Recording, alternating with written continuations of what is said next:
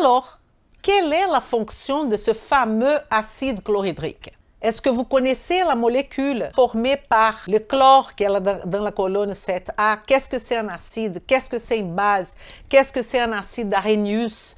Qu'est-ce que c'est un acide de Lewis? Qu'est-ce que c'est un acide de Bronsted-Lowry? Vous avez n'importe quelle est votre profession. Vous êtes dans la profession santé, vous avez besoin de cette connaissance.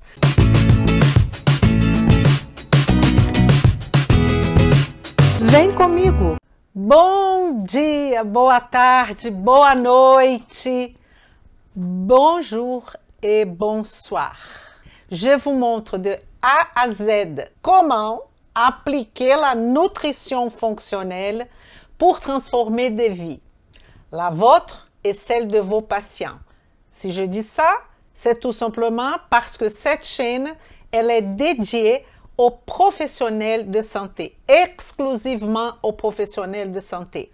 Je suis Elisa Marceau, chirurgien dentiste, naturopathe et spécialisée en nutrition fonctionnelle.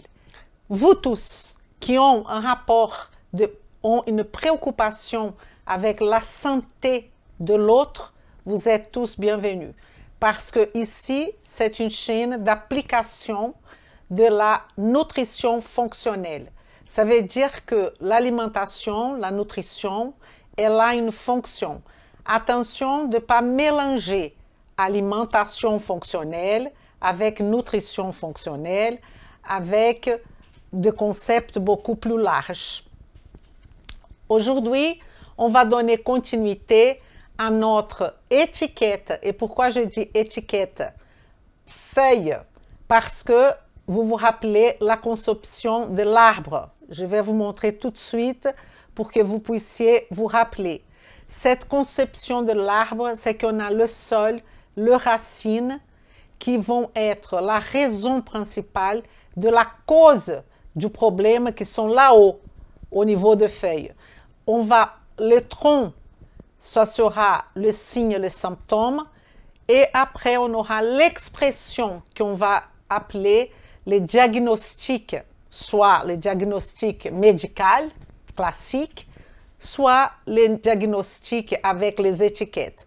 Nous, on est plutôt dans le sol, dans les racines et dans le nœud biologique, qui est rien d'autre que la biochimie individualisée. Pour cela, on va poser de bonnes questions. On va savoir quels sont les antécédents de notre client ou de notre patient.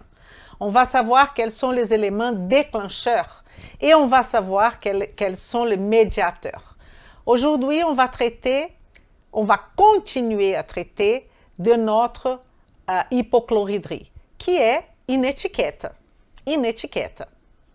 Et on a déjà regardé physiologiquement comment on produit cet acide chlorhydrique. C'est très beau. Je n'ai pas vu beaucoup de cartes mentales dans notre communauté. Est-ce que je me trompe? Je vous explique toutes ces explications que je vous donne tous les mardis et tous les jeudis, que vous notez dans un petit papier, dans un coin de votre cahier ou même dans un cahier. C'est moi qui dis. C'est moi qui construis cette connaissance. On a besoin d'un apprentissage actif. Et c'est pour ça que les gens rentrent à l'école et ils sortent avec pas beaucoup d'applicabilité. Et là, je parle spécifiquement de professionnels de santé. Vous faites des cursus, vous faites des formations, vous faites même des universités. Et à la fin, comme moi, quand j'étais chirurgien dentiste, on a le patient devant nous, on a 1 million de questions. On se pose 1 million de questions. Pourquoi? Parce que la construction de la connaissance, elle n'était pas solide. Et une construction solide, elle part d'un apprentissage actif et pas passif. Ce que vous êtes en train de faire, quand je parle, quand j'expose, quand je construis mes phrases, quand je vous montre un schéma, c'est mon apprentissage, ce n'est pas la vôtre. Donc, à partir de ça, vous allez construire votre apprentissage. Et comment je vais faire ça? Vous allez m'écouter, vous allez construire votre propre carte mentale. Comment construire un petit de base pour que vous puissiez savoir comment construire une carte mentale. Vous pouvez aussi poser des questions à vous-même. Vous posez des questions à vous-même. Et après, vous laissez passer quelques jours et vous répondez. Sinon, les résumés, les fameux résumés. Les résumés, c'est la troisième option. Parce que le résumé, c'est encore moi qui a construit. Un bon résumé, c'est ce que vous fermez, vous ne regardez rien et vous faites un résumé. Là, oui, ça vaut le coup. Mais faire un résumé à partir de tout ce que je dis, vous notez, c'est passif ça, c'est pas actif. Ah oui, Elisa, mais ça prend trop de temps, je prends trop de temps pour faire ça. Oui, vous prenez plus de temps que tout simplement faire un copier-coller de ce que je vous dis. Ça, c'est évident. Mais vous allez introjeter cette connaissance, vous allez intégrer cette connaissance. Et c'est ça qui est important. Et la question de toujours répéter, c'est une autre chose qui fait partie de l'apprentissage de l'adulte. L'apprentissage de l'adulte s'appelle andragogie. C'est un apprentissage qu'on appelle zigzag. Ça veut dire qu'on va un peu plus loin dans un sujet, dans un thème, après on revient en arrière. Après, on va plus loin encore et on revient en arrière. Donc ça, c'est ce qu'on appelle zigzag. Toutes mes formations, et même ici, c'est dans cette vision de construction zigzag, pour que vous puissiez revenir toujours à la base, revenir toujours à la base. Donc, on gagne un peu plus de kilomètres. On a fait 10 kilomètres, on va faire 12 kilomètres, mais on va revenir quelques kilomètres en arrière. Parfois, on revient même au kilomètre numéro 1, même 0, et on recommence. Sauf que quand on recommence, on va faire ce 10 km beaucoup plus vite, avec beaucoup plus de facilité. C'est ça notre objectif.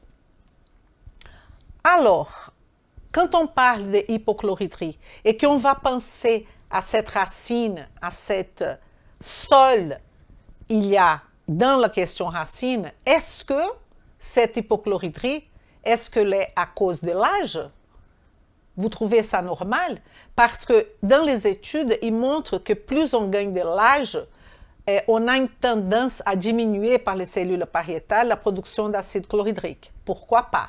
La question est qu'il va falloir, dans tout le monde, par rapport au vieillissement, mettre quelque chose de l'autre côté pour faire face à ces gains de l'âge. Qu'est-ce que je vais dire par là? Je vais dire que quand on gagne de l'âge, il faut manger moins. Quand on gagne de l'âge, il faut faire encore plus d'activité physique.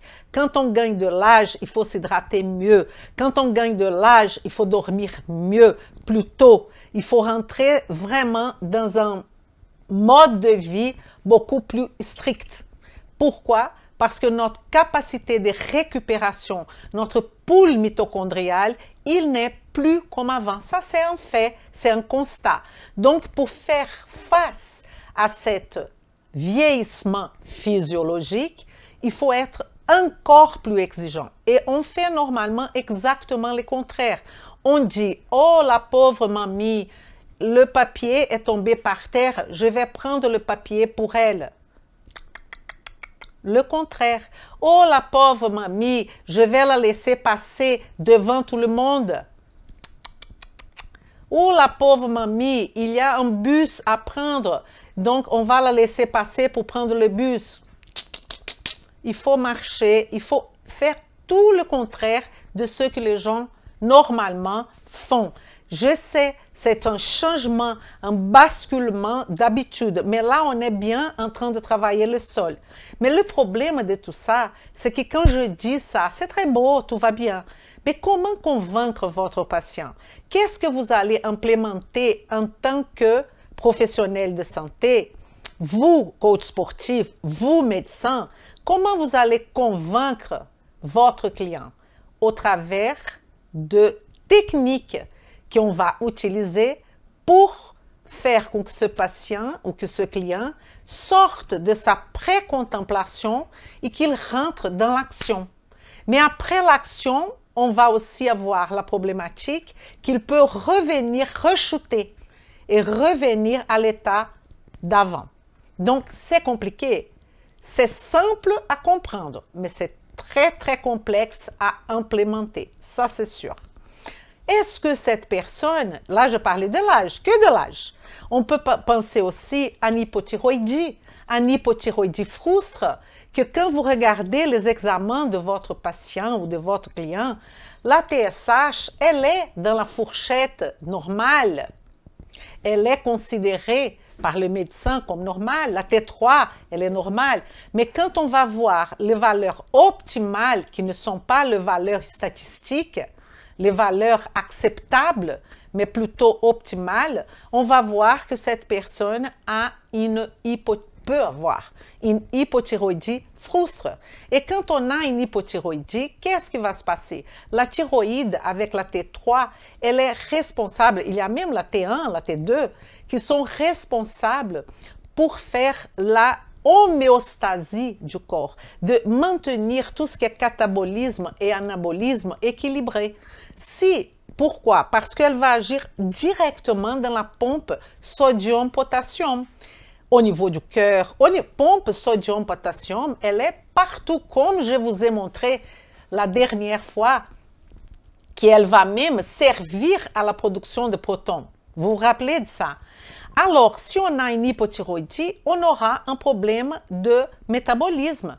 On sera un hypométabolisme. On peut aussi, par rapport à ce que la personne mange, à ce qui va se passer, créer une maladie auto-immune comme Hashimoto, qu'elle peut être hypo. Tout ça, l'hypochlorhydrie est là-dedans. Donc, vous comprenez qu'il y a plusieurs raisons. Il y a aussi le stress. Il y a le stress qu'est-ce qui va se passer? On aura la surrénale qui va faire un effort énorme. Elle a comme priorité la production du cortisol. Et là, ça va déjà perturber les hormones qui sont nos hormones sexuelles. Elle va aussi perturber avec le système nerveux sympathique qui va prendre le dessus et tout ce fonctionnement-là d'acide chlorhydrique, de digestion, est fait par le système parasympathique, par l'acétylcholine et quand on a, par le système vagovagal que je vous ai montré. Et donc, quand on prend le stress et qui vraiment il prend le dessus, je ne parle pas d'un petit stress là et ici. Le stress, c'est une condition physiologique, c'est la condition de survie, c'est normal. Mais je parle du stress chronique, du feu qui brûle tous les jours, tout le temps, pendant des années. Là, on peut avoir aussi une baisse de diverses sécrétions digestives. C'est normal parce que le système sympathique prend le dessus, il arrête le système parasympathique qui est effectivement le système responsable pour la sécrétion céphalique, gastrique et intestinale de notre corps. Alors, ce n'est pas que ça. On peut avoir aussi un problème au niveau de l'alimentation. Une personne qui a une alimentation carencée, attention, alimentation avec carence. Vous pouvez avoir une personne qui est en surpoids, qui mange énormément en termes de quantité et qui est en baisse de densité nutritionnelle. Elle n'a que du sucre, elle n'a que de densité calorique, mais elle n'a pas de densité nutritionnelle. Il faut manger de tout? Non. Il faut manger tout le temps? Non. Il faut faire de jeûne? Ça dépend. Pour qui? Pourquoi? Il faut faire de diète cétogénique, il faut faire des diètes de je ne sais pas qui, ça dépend. Tout va venir selon la proposition biochimique de chaque être humain. Donc, donner à quelqu'un un nom de diète cétogénique, ça veut dire effectivement que cette personne n'aura plus la possibilité de manger du glucide ou en quantité de glucides très bas. Il y a des corps qui répondent bien, il y en a d'autres qui répondent très très mal. Mais quel type de sucre vous allez proposer? À qui vous allez proposer ça? Quel est l'âge de cette personne? Et ça va aussi changer au long du cycle de vie cellulaire et du cycle de vie de la personne. Elle va vieillir, elle va changer. Il y aura des événements externes qui vont influencer. Elle va peut-être passer un moment qu'elle a plus envie de manger, d'autres moments qu'elle a moins envie de manger. Comment vous allez donner la conscience à votre client ou à votre patient de tout ce processus? C'est ça notre objectif ici, c'est de vous montrer tout ça. Montrer, mais montrer, ça ne veut pas dire apprentissage. Apprentissage, c'est votre partie. Ça veut dire, moi, mes 50%, c'est de vous présenter, c'est de chercher, c'est de faire le maximum. Donc, j'essaye de faire 150% de mon 50%. Est-ce que vous faites 150% de votre 50%? Alors, quelle est la fonction de ce fameux acide chlorhydrique? Déjà, est-ce que vous connaissez la molécule qu'elle est formée par le chlore qu'elle est dans la colonne 7A? Qu'est-ce que c'est un acide? Qu'est-ce que c'est une base? Qu'est-ce que c'est un acide d'Arrhenius? Qu'est-ce que c'est un acide de Lewis? Qu'est-ce que c'est un acide de Bronsted-Lowry? Vous avez n'importe quelle est votre profession. Vous êtes dans la profession santé. Vous avez besoin de cette connaissance. Sinon, vous allez, et je ne sais pas à qui je parle, donc vous allez me permettre d'utiliser ce mot un peu fort, mais ce n'est pas du tout contre vous. Vous allez être un professionnel médiocre, un professionnel qui connaît les choses qu'un garçon du lycée connaît aussi. C'est pas ça notre objectif, c'est de dépasser cet stage-là, c'est d'amener notre client et notre patient au travers de notre spécialité en termes de santé à la vitalité positive. Et n'importe ce que vous faites, tout doit passer par les sols, par la racine et par le tronc. C'est obligé. Donc, on va parler de fonctions. La première fonction, qu'on peut parler, c'est que l'acide chlorhydrique, attention, il facilite l'absorption. Donc, à chaque fois que je dis que l'acide chlorhydrique facilite, vous pensez qu'une personne qui a un problème quelconque, ça peut être hypochlorhydrie, ça peut être un manque de mucus, un problème au niveau de l'estomac, on aura difficulté d'absorption du fer, du calcium, de la vitamine B12, vous vous rendez compte? Du zinc, du magnésium, du manganèse, là c'est manganèse, de tout ce type de minéraux et de vitamines. La vitamine B12, elle est d'une importance capitale, parce qu'elle fait partie d'un phénomène qui s'appelle méthylation. Et la méthylation, elle a un rapport avec notre code génétique, parce que la méthylation, elle va laisser nos gènes en silence. Ils ne vont pas s'exprimer. 99% de nos gènes sont en silence, parce que si on méthyle bien. Et si on ne méthyle pas bien, on a besoin de la B12 pour méthyler, on a besoin de la B9, du folate, de la B6, de plusieurs éléments pour bien méthyler. Et si on ne méthyle pas bien, on va avoir des problèmes au niveau de l'ADN. On va avoir des problèmes partout. On sera en hyper ou en hypométhylation. Après, donc cette vitamine B12, cobalamine, elle n'est pas que pour le facteur intrinsèque. Elle a toute une autre fonction que sera compromise par cette hypochlorhydrie. Il y a aussi l'absorption de certains médicaments qui ont besoin d'un environnement extrêmement acide. Évidemment, c'est l'absorption de médicaments qui sont péros, capsules, de comprimés qui vont par la bouche, péros, comme par exemple, je ne peux pas dire de nom de médicaments, donc sont les conazoles, ok? Conazoles sont aussi d'azatinib. Vous savez, tout ce type de médicaments qui sont parfois très importants pour le patient et qui ont besoin de cette acidité estomacale pour que ça marche.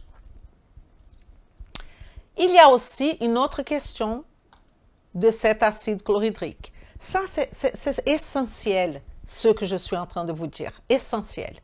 Croissance bactérienne excessive. Évidemment, parce qu'il y a certaines bactéries qu'elles ne supportent pas l'environnement acide.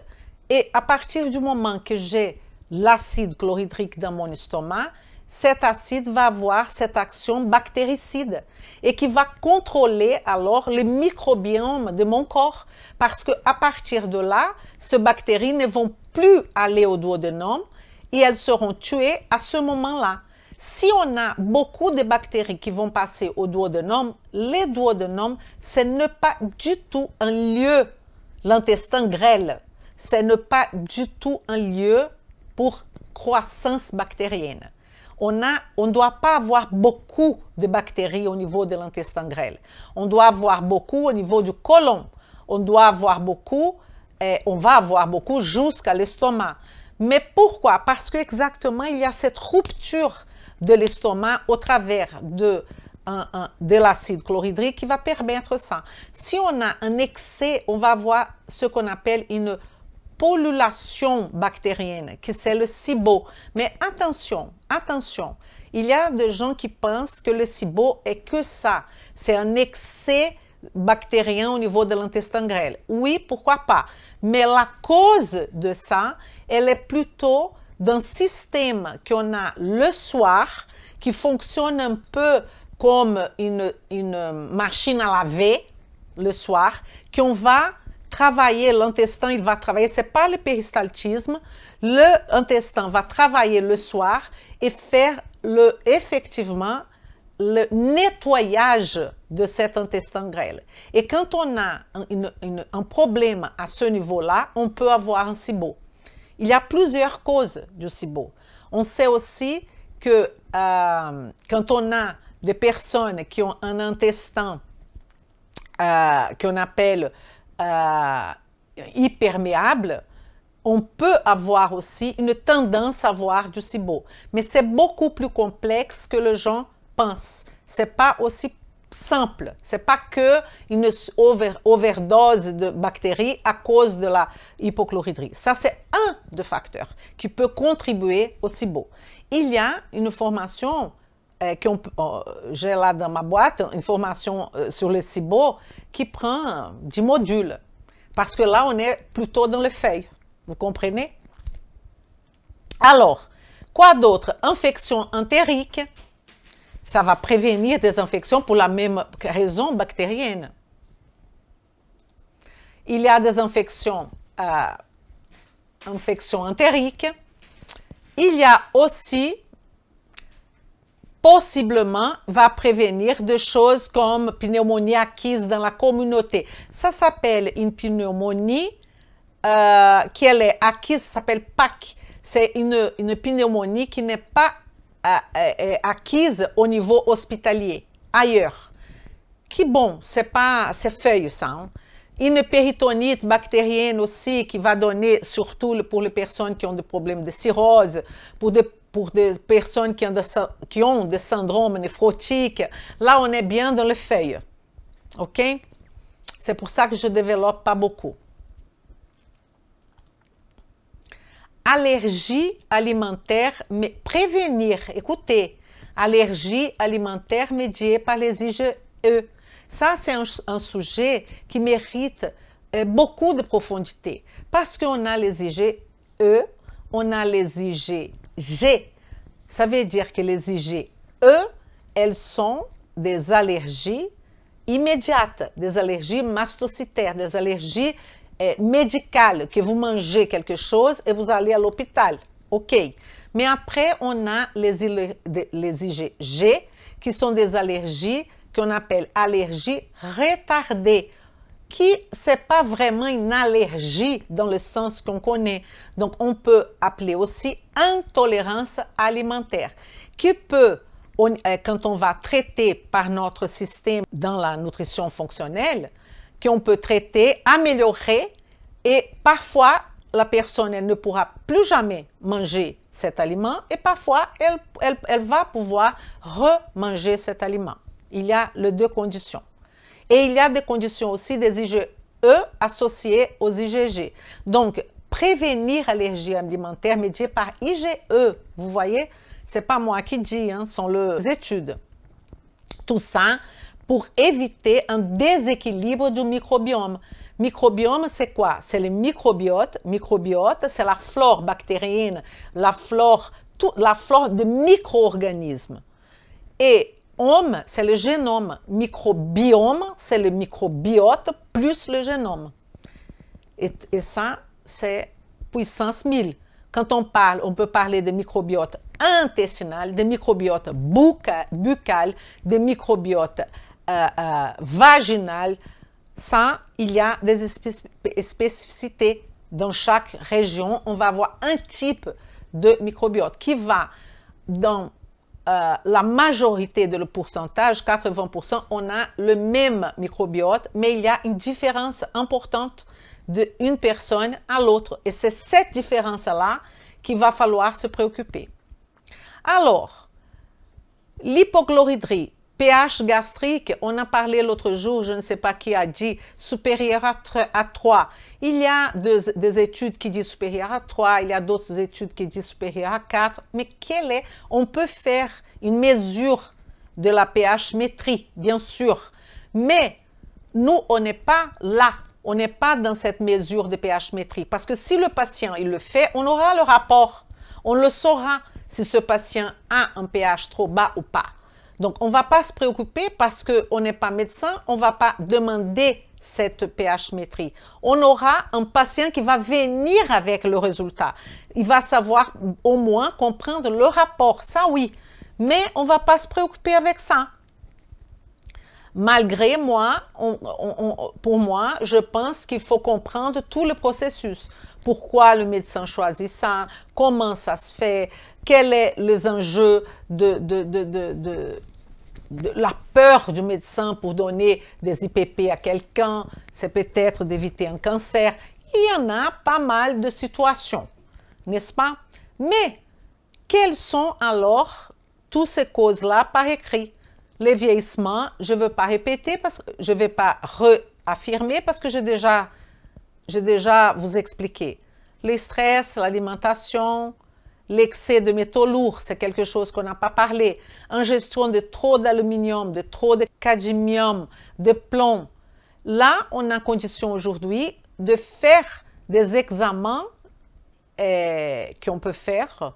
Examens, quand je dis vraiment au niveau de plasma, pour savoir notre quantité d'aluminium, cadmium, etc., qu'on appelle des examens pour un diagnostic nutritionnel. On peut faire ça. Des prédispositions génétiques, il ne faut pas oublier ça. Mais la prédisposition génétique, comme la prédisposition génétique pour un diabète, elle joue pareil. Ce qui est vraiment important, c'est l'épigénétique. L'épigénétique, c'est le mode de vie du patient. C'est ça qui est vraiment important. Et on ne va pas oublier la présence des Helicobacter pylori, qui je voudrais aujourd'hui, on va rentrer dans ce sujet-là et on va parler de nouveautés, parce que tout le monde regarde l'Helicobacter pylori comme quelque chose de que négatif. Et aujourd'hui, on sait que la population western, nous, on a besoin de ces Helicobacter pylori pour aussi avoir cet ajustement de notre éobiose. Éobiose, c'est le contraire de dysbiose. Helicobacter pylori, le nom il dit déjà, il devrait se localiser, son lieu devrait être au niveau du canal pylorique, au niveau de l'antre. Quand il commence à voyager ailleurs, que ça va causer des problèmes. Mais c'est une minorité, il faut le savoir. Et les gens adorent discuter ce sujet des Helicobacter pylori. Adorent. C'est un truc impressionnant. Et on ne peut pas oublier ce que je trouve d'importance capitale, qui est la cause de l'hypochlorhydrie induite, causée par les pompes, par la inhibition de pompes proton, potassium, ATPase, que je vous ai montré la dernière fois, qui sont les IPP. Je vous ai montré où est l'inhibition de la pompe à protons. Et aussi, les antagonistes, ça veut dire antagoniste, il va agir, il va faire le contraire de récepteur H2. Le récepteur H2, c'est qu'il va recevoir au travers de l'action aussi de notre système nerveux parasympathique, acétylfibre cholinergique, elle va stimuler les cellules entérochromaffines-like à produire histamine. Cette histamine va rentrer dans la circulation et elle va avoir de récepteurs H2 au niveau des cellules pariétales qui va, au travers de récepteurs couplés à la protéine G, induire la libération de qui? De l'acide chlorhydrique. Tout ce que je vous ai expliqué la dernière fois. Mais ce que vous avez besoin vraiment, c'est de poser ces 4 questions à votre client ou à votre patient. Parce qu'il y a un mélange entre hypochlorhydrie et hyperchlorhydrie. Alors, quelles sont les questions qu'on doit poser à notre client? Alors, hypochlorhydrie et hyperchlorhydrie. Une question, éructation. Éructation, c'est une question, mais elle n'est pas un élément de diagnostic différentiel. Pourquoi? Parce qu'on peut avoir de l'éructation du côté de l'hypochlorhydrie comme du côté de hyperchlorhydrie. Donc, l'hyperchlorhydrie, c'est un excès d'acide chlorhydrique. C'est beaucoup plus rare que l'hypochlorhydrie. Beaucoup plus rare. Ça arrive, mais c'est plus rare. Alors, une personne, on va parler de l'éructation. Une personne qui parle beaucoup comme moi, une personne qui fait une mastication trop vite, parce que notre propos, c'est de donner des solutions aux gens. Solutions. C'est pas de prendre de nutriments, c'est pas de prendre de supplémentation, c'est pas de... Non, on donne des solutions tout de suite. Et là, je vais vous donner des solutions tout de suite. Alors, vous mangez trop vite, vous parlez beaucoup, est-ce beaucoup d'air, ok? Vous êtes trop stressé, vous prenez du temps dans la mastication, 20 minutes minimum dans un repas. Comment je dis? On a 32 dents. À chaque bouchée, vous mastiquez 32 fois. C'est difficile. Hein? Moi, j'ai du mal. Il faut que je me rappelle à chaque fois. Donc, ce que je dis aux gens, c'est de mettre le chiffre 32 en dessous de leur assiette. Vous ne savez même pas l'importance de ça. C'est extrêmement important. Si ce n'était pas important, pourquoi je dirais? On est d'accord? Et après, les gens me disent, Elisa, pourquoi vous avez autant de patients? Pourquoi vous avez de patients que pour 2022? Et là, c'est fermé en plus, parce que je ne peux plus prendre de patients. Pourquoi? Parce que je vais à la base et j'insiste et je travaille. C'est pour ça. Et je vous montre tout là. Alors, boisson gazeuse, ça peut être une cause. Chewing gum, mon Dieu, les chewing gum des enfants, qu'est-ce qui va se passer? Je vous ai dit qu'on a une phase céphalique. La phase céphalique, on est hors estomac et on a déjà une communication vagale. Et on commence déjà à donner des informations à notre estomac. Augmentation salivaire. Mais il n'y a rien qui va venir. Donc, qu'est-ce qui va se passer? Vous allez avoir des problèmes estomacaux, c'est sûr. Ah, mais elle n'a pas. Elle a quel âge, cette personne? 12 ans, 18 ans. Le corps, il tient beaucoup de temps. Vous savez que tout commence à dégringler à un moment donné. Mon âge, par exemple, 60 ans, c'est l'âge du dégranglement. Tout commence à paraître. Si on n'a pas une vie saine, et si on n'a pas eu une vie saine, on va commencer à payer. On va commencer à payer. Chewing gum, c'est pas possible. Processus de fermentation aussi. Vous mangez beaucoup de sucre.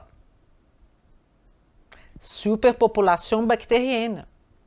Une autre chose, dans cette question de éructation. Attendez. Brûlure d'estomac, ça c'est l'autre question. Éructation, deuxième question. Brûlure d'estomac sont courantes. Ça arrive tout le temps. On a des problèmes mécaniques. On a un problème au niveau de, accompagnez-moi avec votre tête là. On a notre canal de l'ésophage, le tube de l'ésophage. Le tube de l'ésophage, à la fin, il a un sphincter qui s'appelle sphincter œsophagien inférieur. C'est pas compliqué. Qui va communiquer avec la partie cardiaque de l'estomac. Nos sphincters, tous nos sphincters de tout le monde ouvrent et ferment à un rythme à peu près correct. Ouvre et ferme, ouvre et ferme. À partir d'un moment, il peut ouvrir et fermer, ouvrir, avoir un problème à ce niveau-là. Et donc, qu'est-ce qu'il va falloir faire?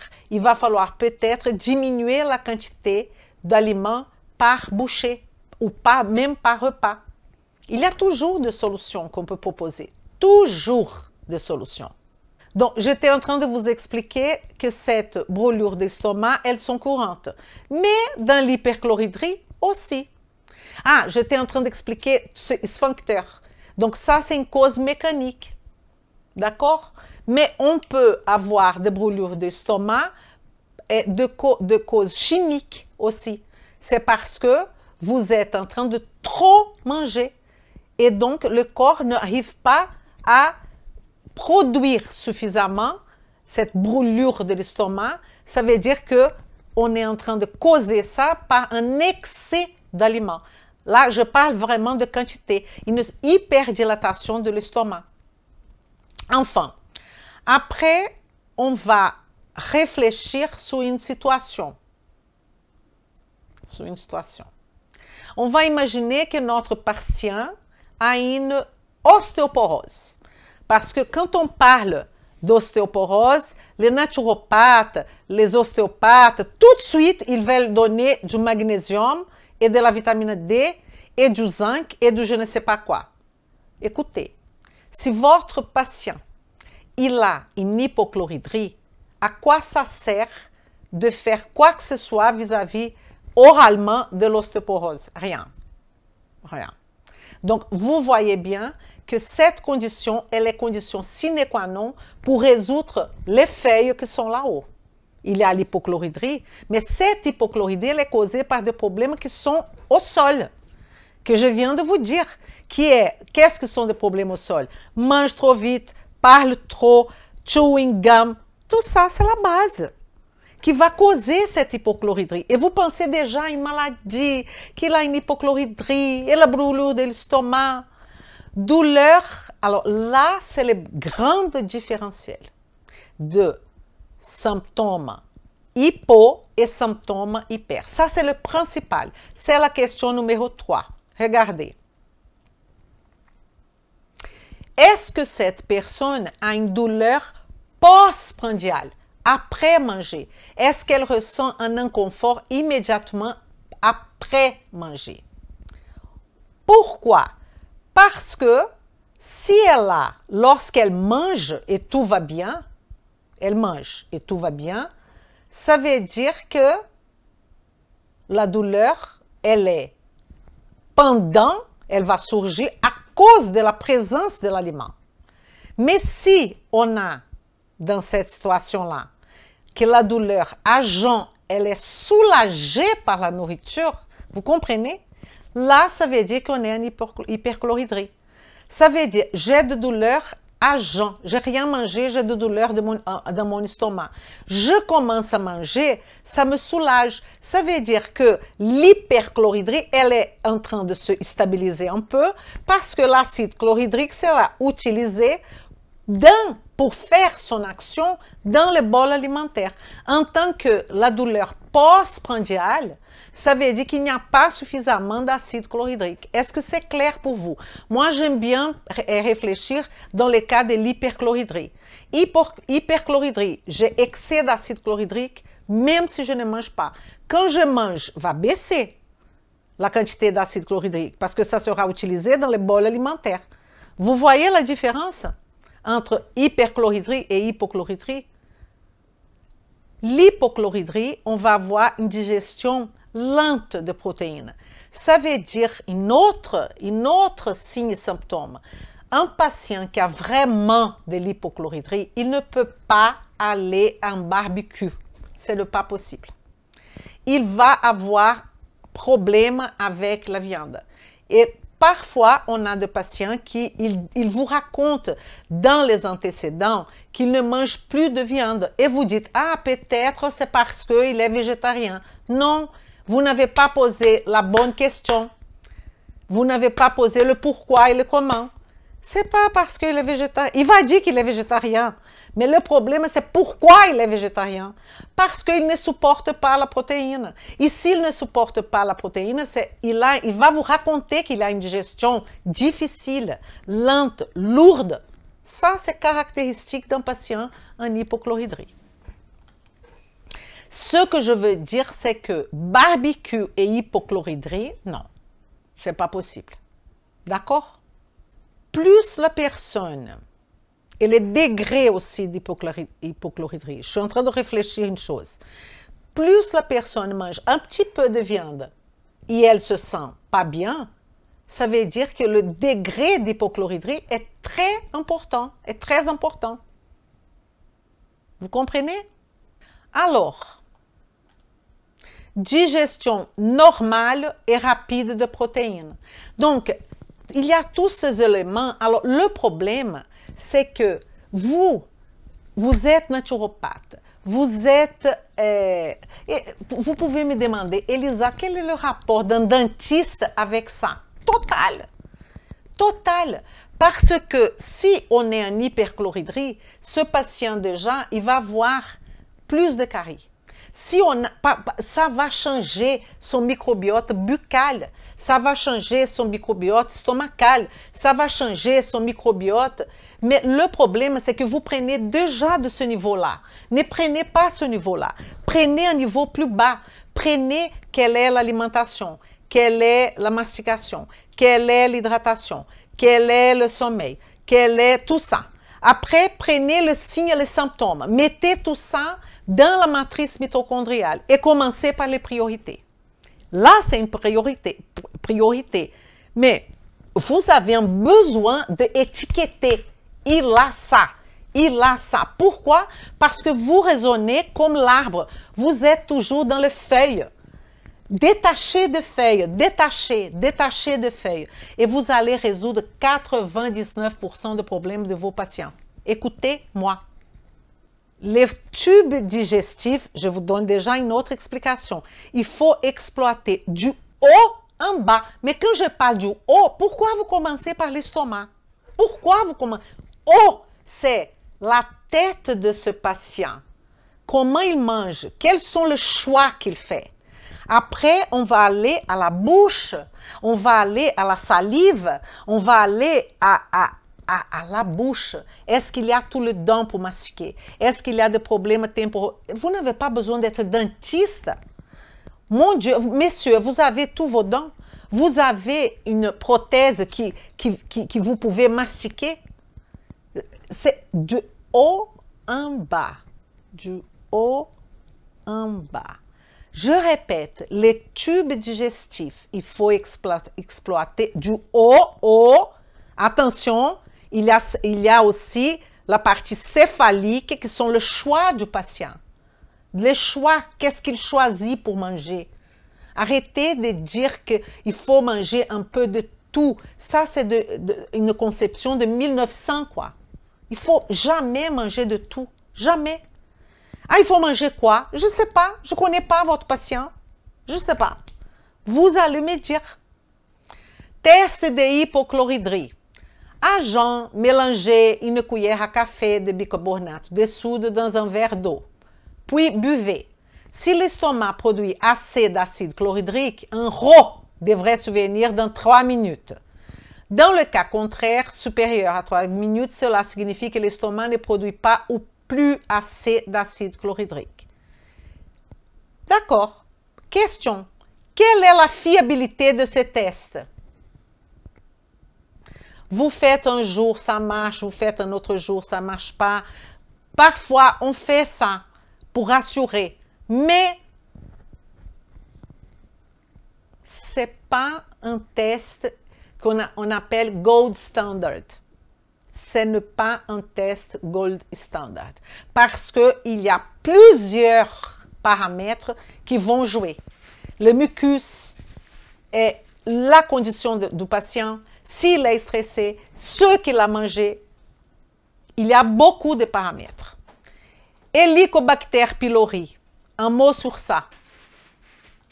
La plupart de la population mondiale, ok, est censée avoir ce Helicobacter pylori au niveau du pylore. Ce n'est pas extraordinaire. Tractus gastro-intestinal est colonisé par Helicobacter pylori.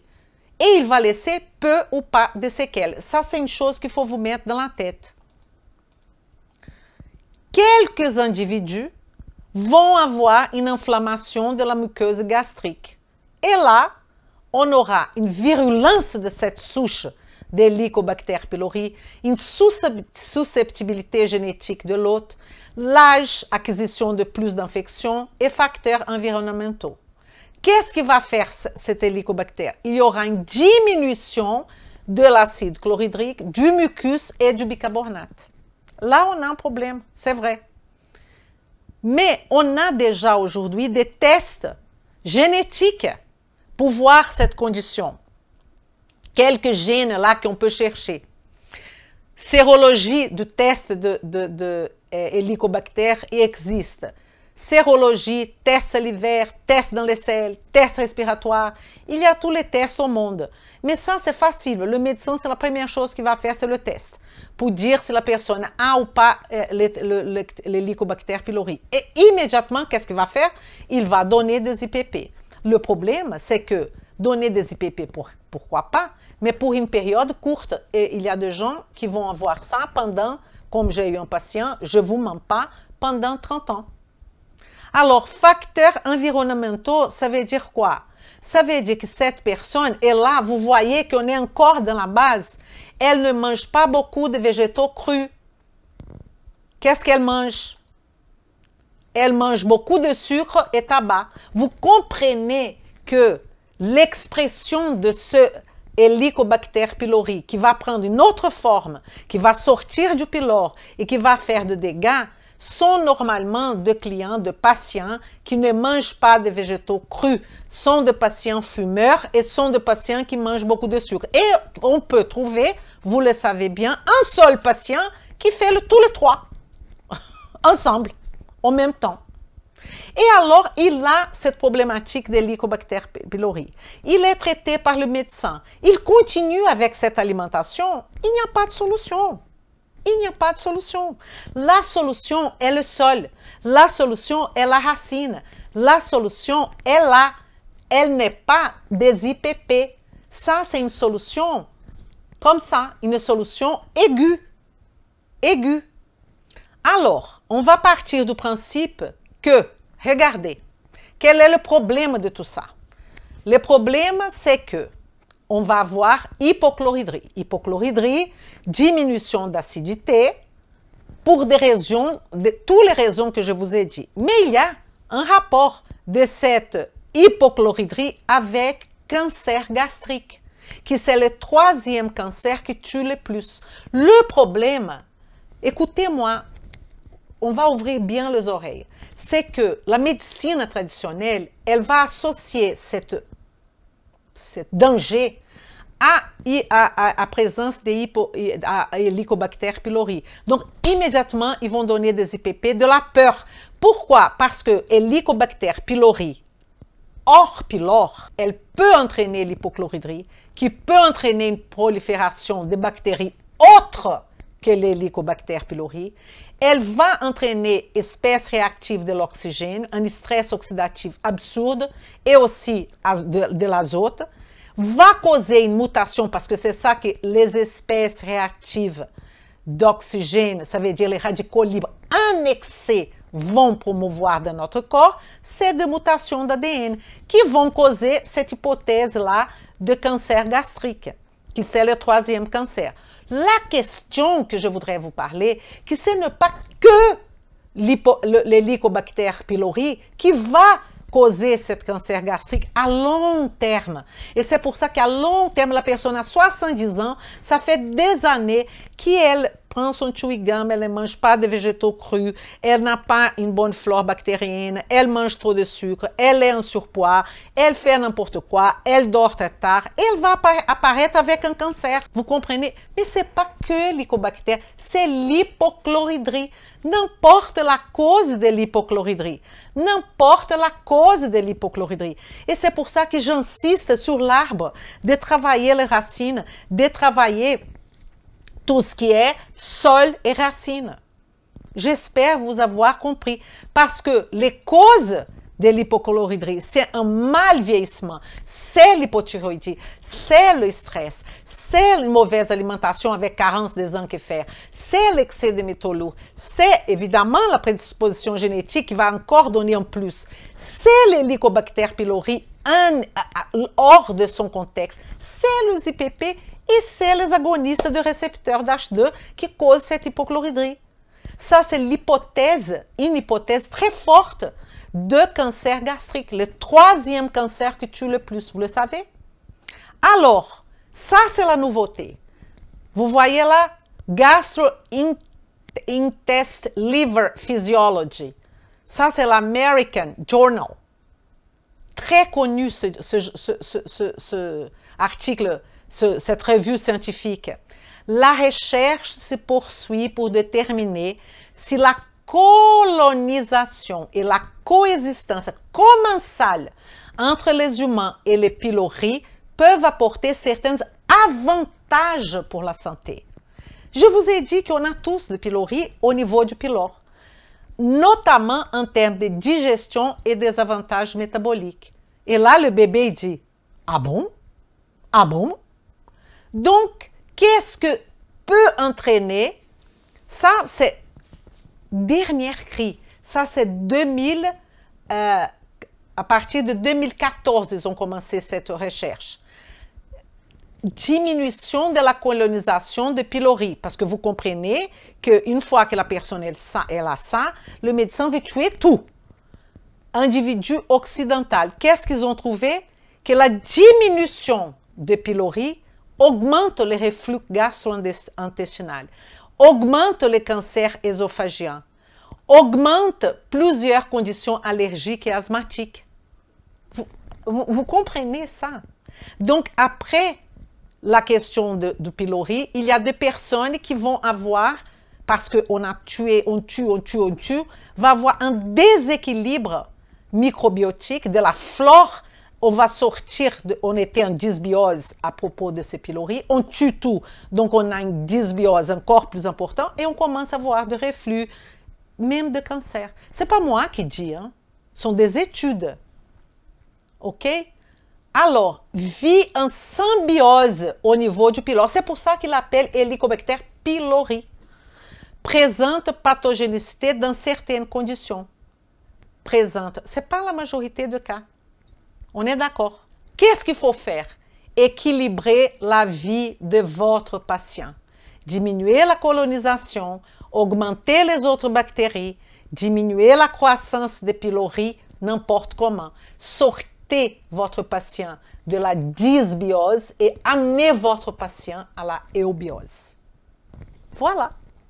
Là, il faut travailler ça. Sol, racine, diagnostic nutritionnel. Et après, vous allez vous occuper des feuilles. Faites ça, médecin. Faites ça. Et je sais qu'il y a un médecin qui est en train de se dire, mais celle-là, elle est complètement folle. Je ne suis pas folle. Il y a pas mal de médecins dans le monde qui sont en train de travailler comme ça. Malheureusement, j'ai besoin de vous. J'ai besoin de votre voix. J'ai besoin que vous... Il faut plus de personnes qui vont devenir nutrition fonctionnelle. Je vous attends avec tout mon cœur. Et je vous souhaite une excellente soirée. À mardi. À bientôt. e vem comigo. Le like et partagez, s'il vous plaît. Merci. Vem comigo!